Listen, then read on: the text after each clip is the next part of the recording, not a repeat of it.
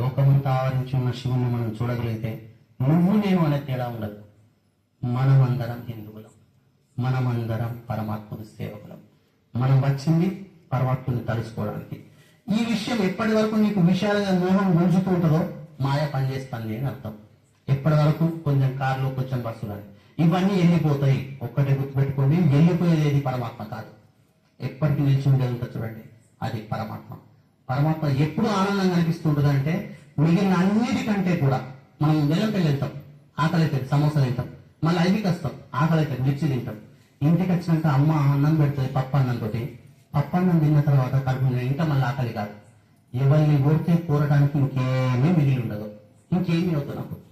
ఆయన అడుగుతారండి ఎవరిని, రంతిదేవుణ్ణి, నీకేం కావాలి అంటే నాకు కామయ్య మోక్షం, స్వర్గాన్ని, నాకు పునర్భవం, నాకు ఇంకేమీ అక్కర్లేదు, నాకు స్వర్గమంతా చేయద్దు. మరి ఏం కావాలి అంటే ఎవరైతే నేను మొక్కుతాడో వాని పాదాలు కలిగే భాగ్యం అంతే. పరమాత్మ భాగ్యం వద్దు, కేవలం స్వామివారి యొక్క భక్తుని పాదాలు.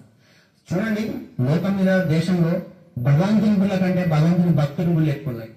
శివాలయాలు ఎన్ని ఉన్నాయో, కోదండ రామాలయాలు ఎన్ని ఉన్నాయో, మన తాండూరు మండలం ఎక్కడుండే హనుమంతుని ఆలయాలు అన్నీ ఉంటాయి.